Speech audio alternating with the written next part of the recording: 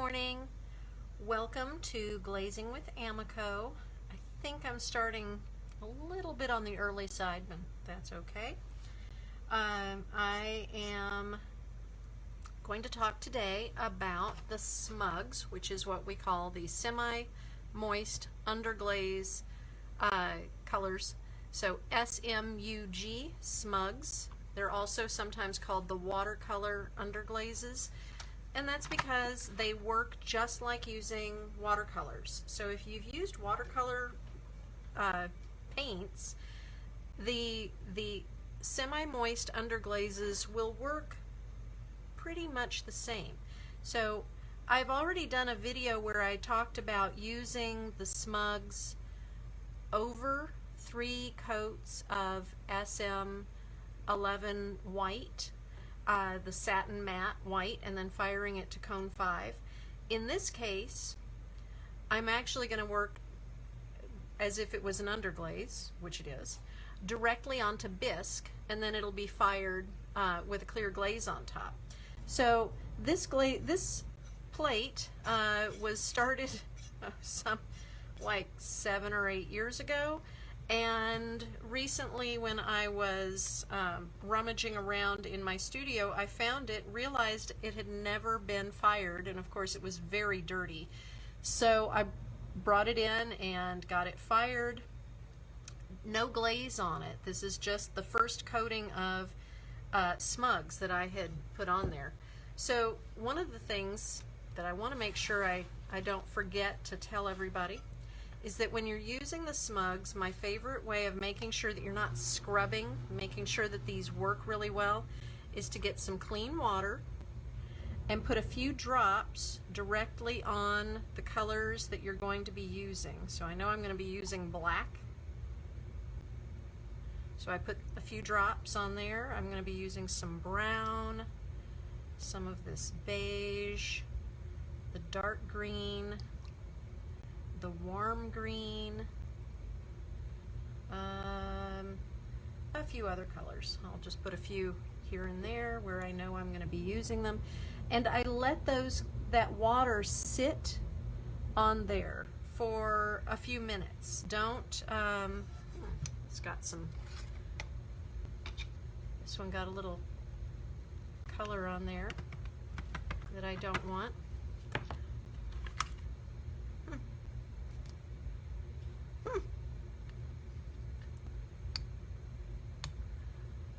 Well, I'm just going to work around that.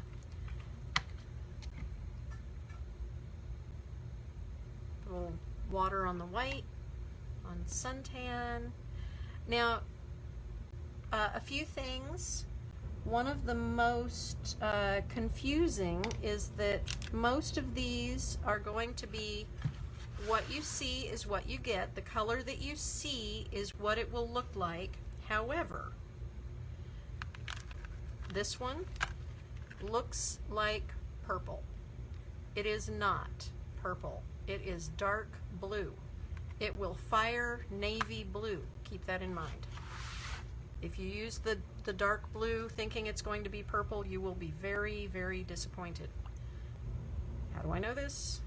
One of the first times I used them, I did exactly that, and boy was I not excited about my results. So I thought it would be purple, and it was very, very blue. So the rest of them, like medium blue, lilac, amethyst, they're going to come out pretty much how you expect them to. So I'm going to let those colors kind of sit a little bit. Ah, there we go. I wanted to get a little gray. And I just let the water sit on there. Make sure my water's clean. I'm also going to use some pencils today. Now this, as I said, this was decorated with the smugs, and then it was bisque fired. So the colors are on there. They are a little bit powdery, but they're not going to come off. But I do want to clean this, and I want to show you a trick for seeing how your underglazes will look when they're fired. Make sure I get all the schmutz and dust and everything off of there. Most everything came off when it was fired, but just to be on the safe side. There we go. Now, with some clean water and a clean sponge, you can also just do this with and you can see that is roughly what it will look like when a clear glaze is on it. You can do this with a spray bottle if you don't want to just dump water on your plate. But you can see how some of the colors are going to be brighter, some of them are going to burn out a little bit. The smugs are very strong colors. They are as saturated as any underglaze you will ever use. So keep that in mind when you're using them, that the colors are going to be very, very strong. You can use a little bit of extra water to make sure that they're not too strong. But you just use them. I'm going to go over some of these and get a little more depth on. The dark green is one of the most opaque of the smugs. Some of them are a little more transparent than others.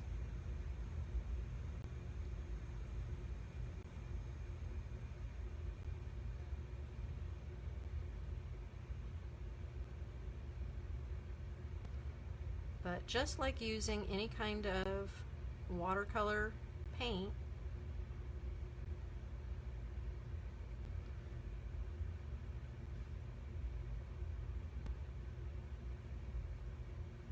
just lay down your areas of color.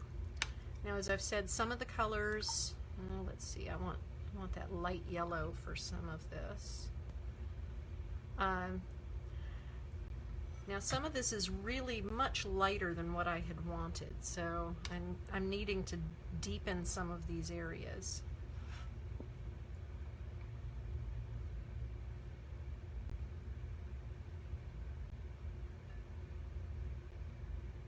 Now you'll notice that, so once the water has been sitting on the underglaze for a little while, it comes up very easily, so you don't have to scrub it. I don't like having to scrub my paints. It's not good for my brushes. It's really tedious, and you don't get a strong color. The longer you can let the color, the water sit on a color, the better you will have in terms of getting more material on your brush. You'll have a better result.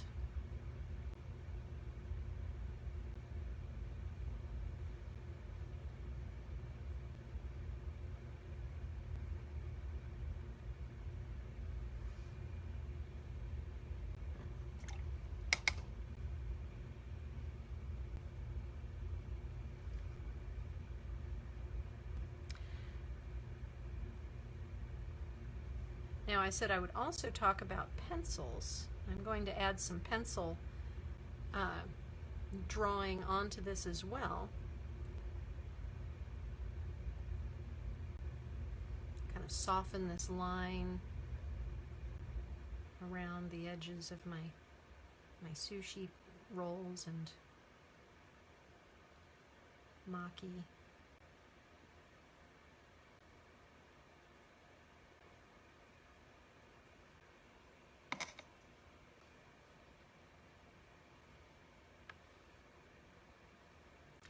So I'm going to add some pencil lines. Now, of course, you have to use an underglaze pencil if you want to have anything show up. If you use a graphite pencil, you know, it just burns right out.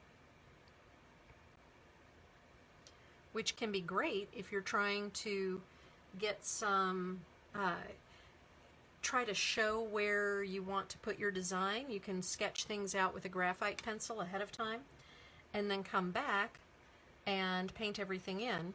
But if what you're wanting is more of a, use this to kind of blend a little bit. If what you're wanting, no, I'm not. If what you're wanting is, I know one of these has a, how will that work?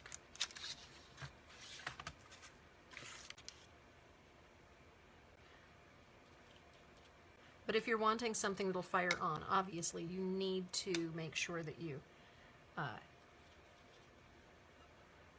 use an underglaze pencil.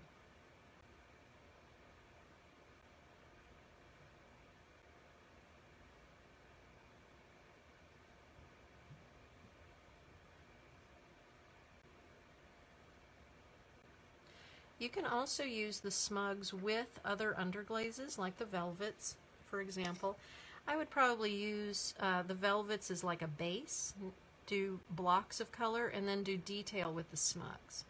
Another thing to keep in mind, the smugs, you can buy the individual pans, the individual colors. So, for example, if you run out of a favorite color, you can buy the individual color. You don't have to buy a whole new watercolor pan. It can also be a way to try out a new color if you want to see how a particular color works with the smugs. Just buy one. You don't have to have the whole pan.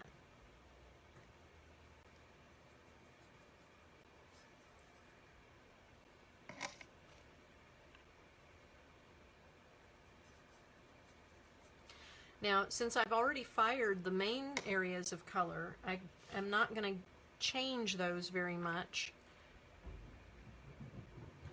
They won't change as I paint over. Let's see. I need that yellow.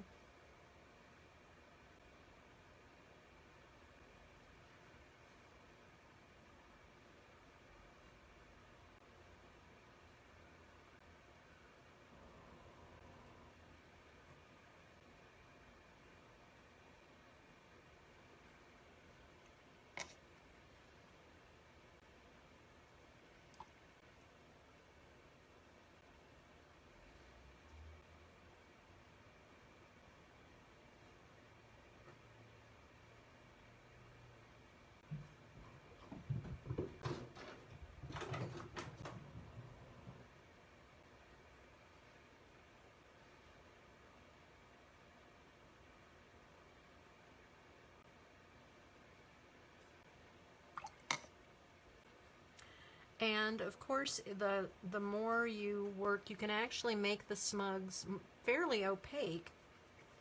And it's one of the great things about the white is you can get the white to be very opaque if you use enough of it.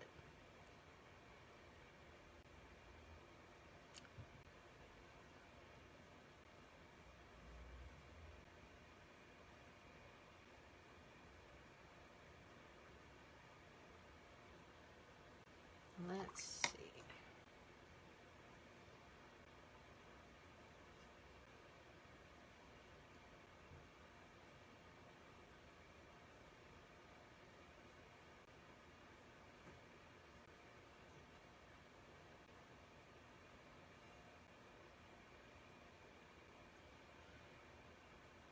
I do prefer to bisque my smugs on before I apply glaze.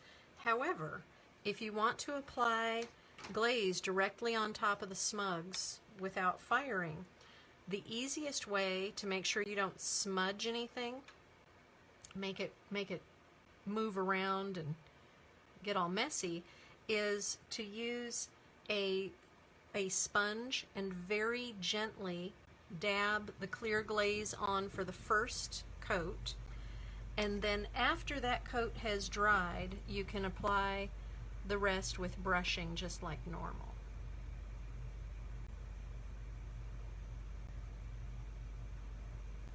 You can also do that with the chalks. It's if you don't wish to fire them on first,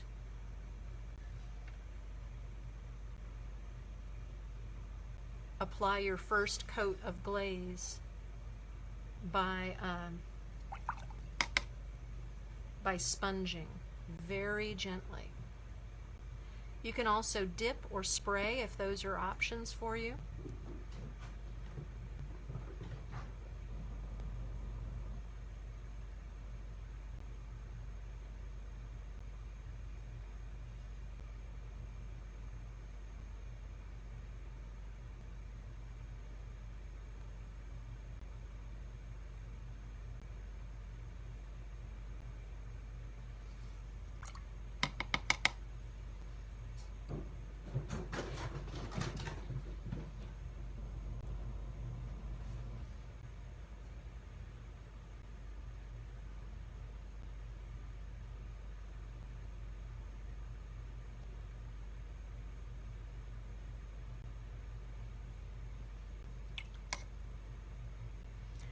know that when I do the underglaze demos, these are not the most fast or exciting demos, but I hope that they are satisfying and give you some ideas about things you can do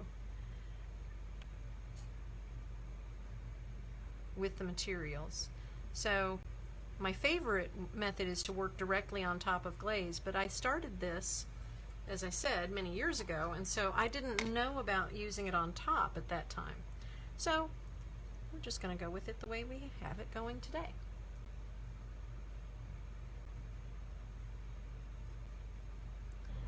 And I will glaze this later this week,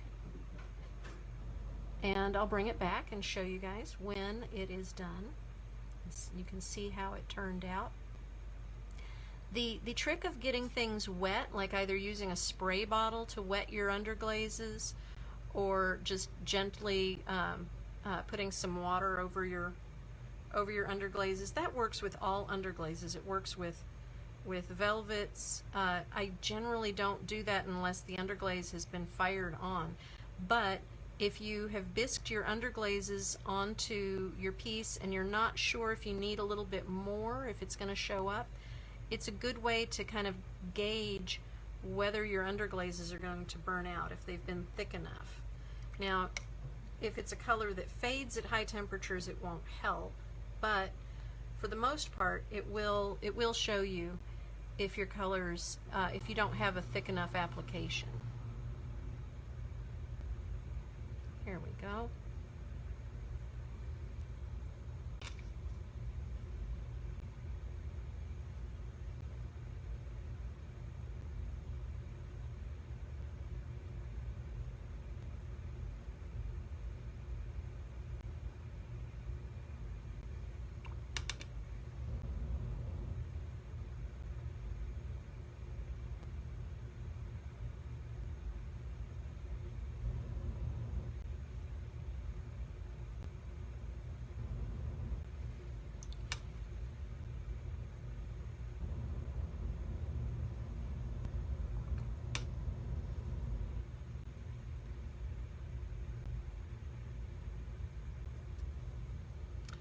Well, I'm glad you guys are here with me today. It's, like I said, not always the most exciting thing to see somebody underglazing.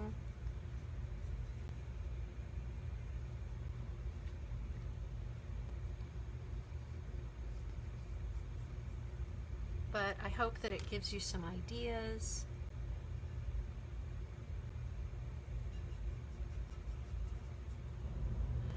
So as I was describing a little bit about the smugs earlier and saying how they're very saturated, and I know that there are a lot of people who like to use the velvets like a watercolor, and if you water them down, you can do that. They don't have as much colorant in them, so you're going to have more saturated color with using the smugs than using the velvets or any other underglazes on the market. Honestly, I don't think there are any underglazes that are really usable in quite the same way as the smugs.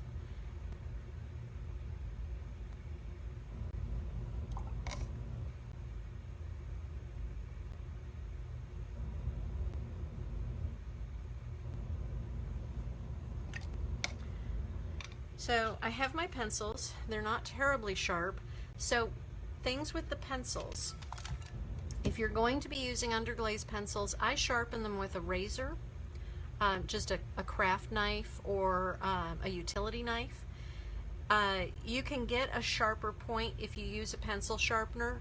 I do not recommend using an electric pencil sharpener or one of the grinding kind of pencil sharpeners. Use the kind that just has a blade and you just manually turn it, because the underglaze that's inside is very delicate. If you drop your underglaze pencils a lot, if you use an electric pencil sharpener, it can break up the underglaze that's in there, and then as you sharpen it, your underglaze just kind of falls out. So I suggest just doing it by hand, and I just kind of use them just like a pencil.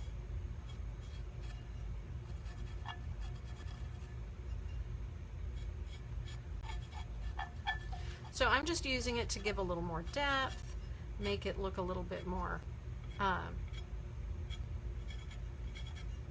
sketchy. That doesn't sound right. I'm not trying to make sketchy sushi. Nobody wants sketchy sushi.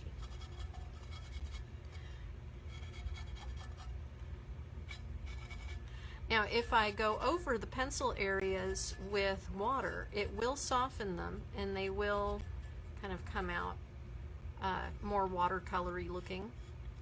So I'm just going to use this as like a last step.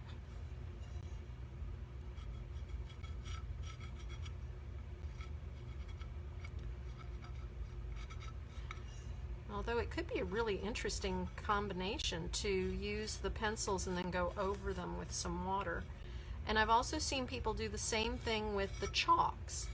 So if you're using the underglaze chalks, you can also do the same kind of thing. You can go back and use a little water with them. Do a little hand roll.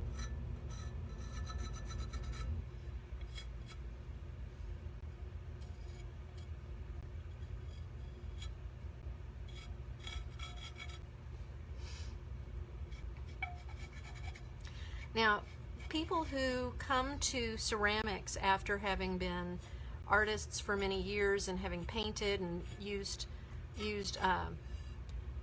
regular media, you know, non-ceramic media, who've used pencils, who've used paint, ceramics can be really different. For one thing, you definitely have to apply more material, and your contrast has to be a lot higher. It helps if you, instead of spending a lot of time on one piece when you first get started, do some small tiles. Just try some different things, and you know, think of it as like gesture drawings that you would do in a drawing class, where you just kind of experiment and get a feel for the material, because it is going to be different. So where something might look a little too gaudy or a little too strong, if you're used to using paint, when you're using underglaze, you want it to be really a little bit more contrast than what you're accustomed to.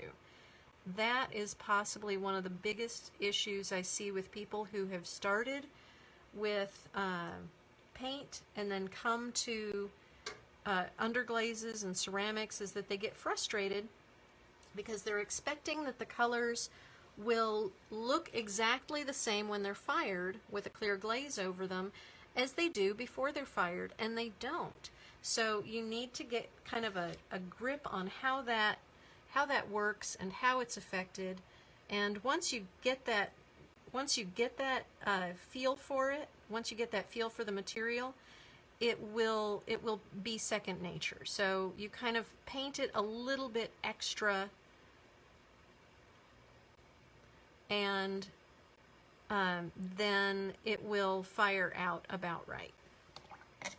It's like this yellow, you know, it looks like it's really, really, really vivid, acidy yellow, but I want it to fire out stronger, so I'm going to add a little bit more.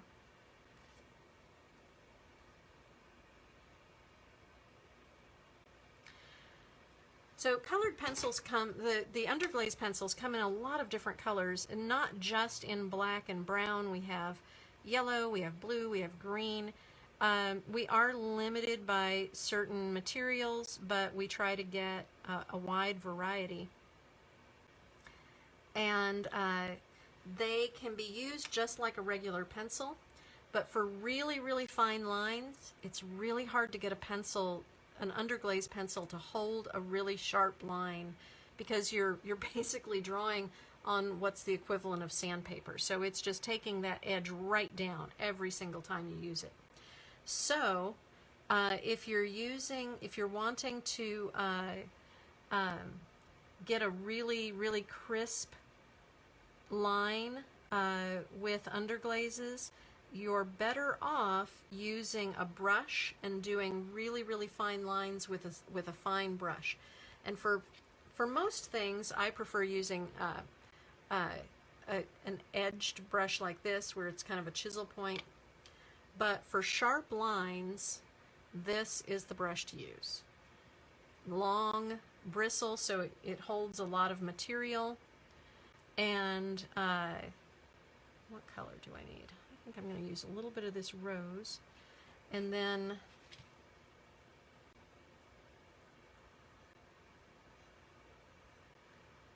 practice making kind of quick lines, and you will get really, really fine lines.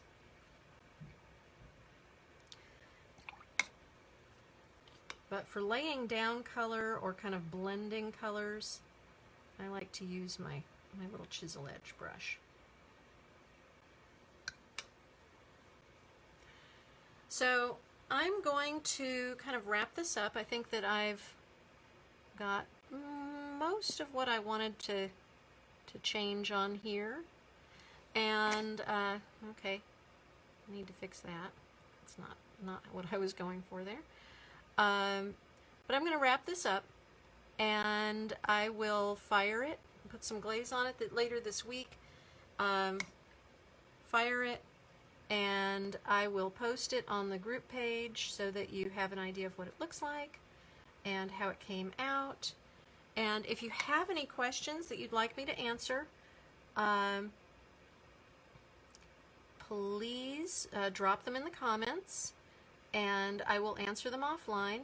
I am hoping that next week we will have a setup where it will, one, be closed captioned as I do the video, so you will be able to watch the live video closed captioned, and hopefully, fingers crossed,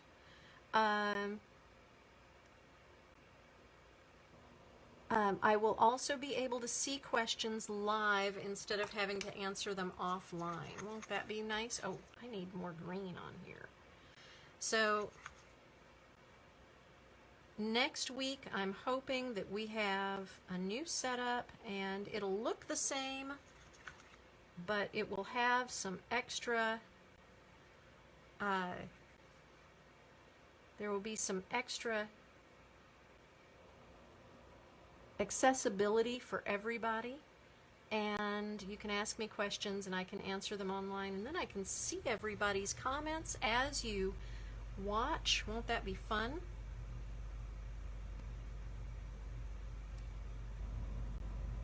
Make sure these greens are nice and bright.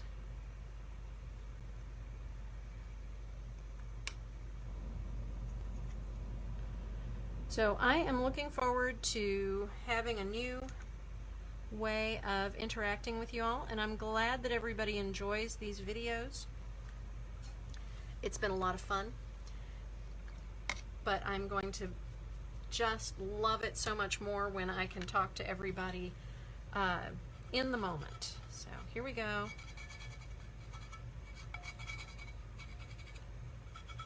Of course, now that I've done this, all I can think about is how I want to go out and have some sushi for lunch. And boy, that just looks too yummy. Thank you guys for joining me. This has been Smugs, and I'll talk to you guys next week. Have a great week. Happy glazing. عالم الهوايات بأسعار الجملة، تشتري خامات مضمونة ومواصفات عالمية.